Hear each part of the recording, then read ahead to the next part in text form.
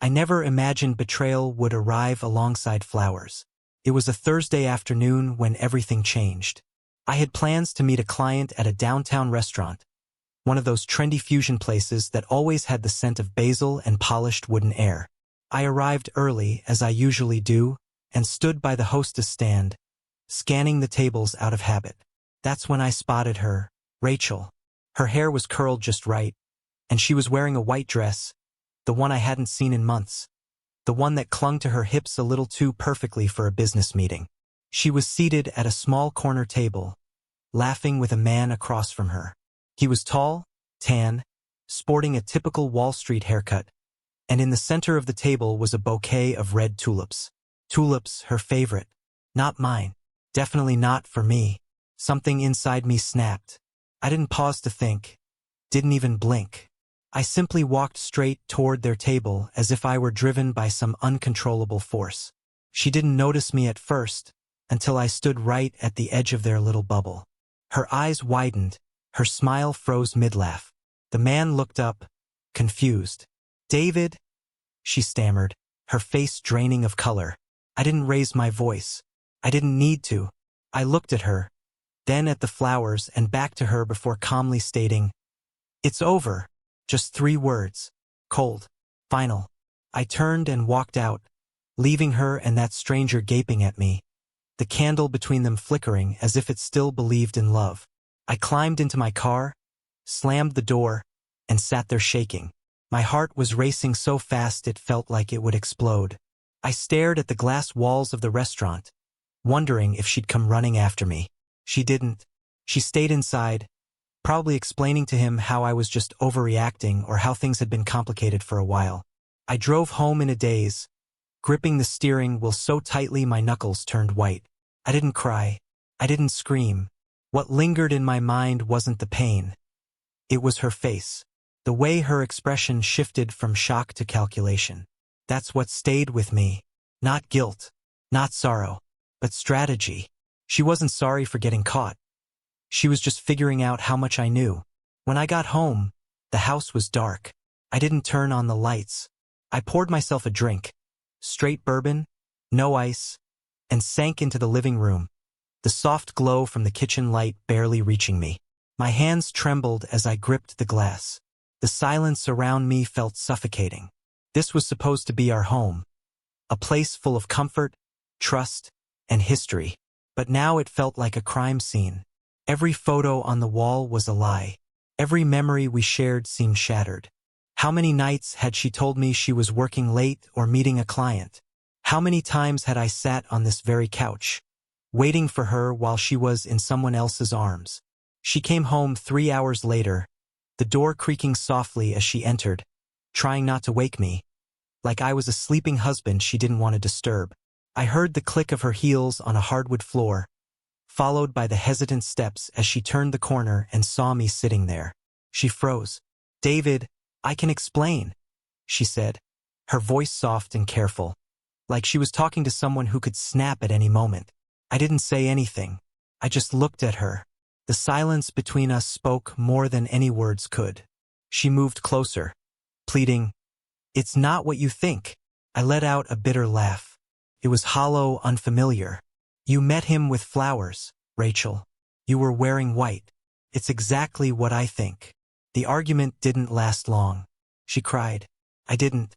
She blamed everything: stress, distance, work, anything but herself.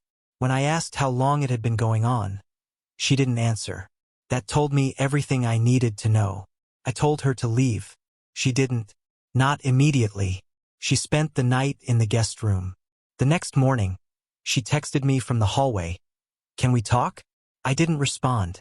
Instead, I opened my laptop and started doing what she never thought I would. I began digging through every app, email, and backup cloud I could access. I didn't care if it was petty.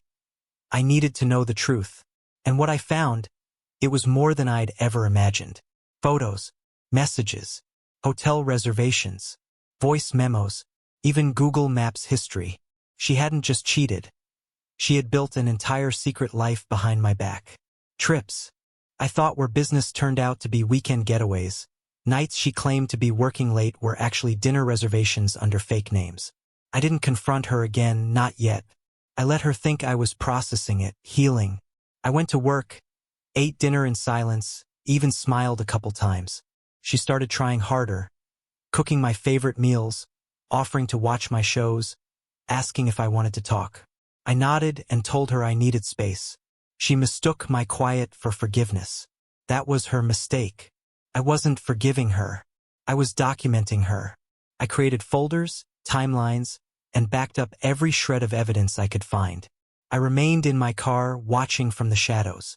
Rachel thought she had won again, and that was what intrigued me most.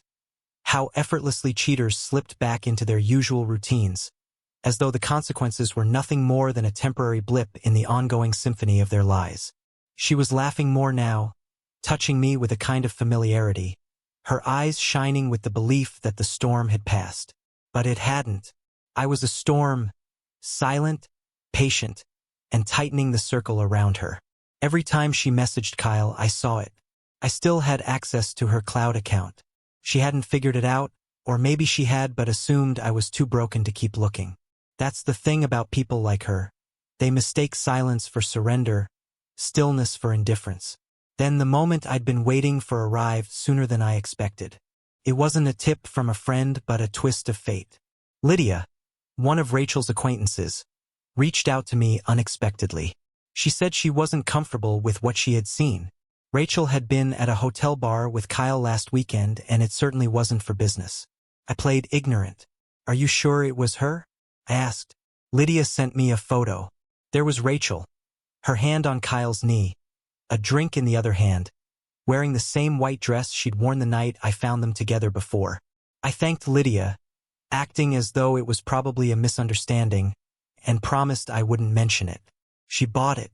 I waited 3 days, letting the guilt fester while Rachel put on her best act, asking if I wanted to get away for the weekend, telling me how much she appreciated my patience. I smiled, nodded, and said it sounded nice. Then that Friday, I told her I was going on a fishing trip with my brother. I packed my things and left by 7 a.m. She kissed me at the door and told me to be safe.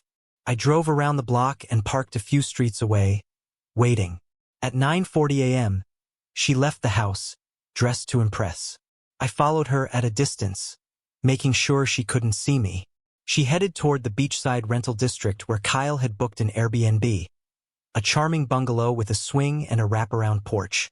I parked where she couldn't spot me, then waited another 20 minutes before heading toward the house. I didn't knock. I didn't call. I used the spare key I had taken from her keychain months ago. I opened the door quietly and slipped inside. They were in the kitchen, laughing over coffee. Rachel was barefoot, leaning against the counter like she belonged there, while Kyle stood close by, one hand on her waist, the other holding his mug. When Rachel saw me, she didn't scream. It was more of a gasp, one that didn't finish. Kyle looked up, confused and panicked. I didn't speak. I just pulled my phone from my pocket and played a recording. It was her voice. "You're the only man who really understands me, Kyle," it said. "David is dull, safe. I need more." Then I played a picture, a still from the security camera. Rachel on top of him in our bed. She dropped the mug, shattering it, her hands raised in a defensive gesture. She stammered, tried to explain, but I turned to Kyle and said just one thing: "Your wife already knows." His face drained of color. "What?" he asked, but I was already walking out. Rachel called my name, but I didn't stop. I got into my car and drove straight home. By the time she returned that evening, the house was empty. Her clothes were packed in garbage bags on the porch. My wedding ring sat in a bowl by the door, and a letter on the table simply said, "We're done." I didn't answer her calls. I didn't open her emails. I let the silence speak louder than any argument could. Rachel moved in with a friend and then to a hotel. Kyle's wife filed for divorce and took the kids. Rachel tried to reconnect with him, but from what I heard, he shut her out. He had used her as an escape, but once the dust settled, he was done with her too. Now she was alone, adrift, with no one to turn to and no one left to lie to. It didn't end with a loud bang. It ended in a slow, lingering decay. Weeks turned into months. The divorce papers came through, and I received no alimony. I kept the house. She moved back to her hometown in Arizona, attempting to rebuild, but her reputation stuck to her like smoke. Lydia told me that Rachel's new job lasted just 2 weeks before she was let go. No one trusted her. No one believed in second chances for a woman who had shattered a marriage and sold her future for fleeting thrills.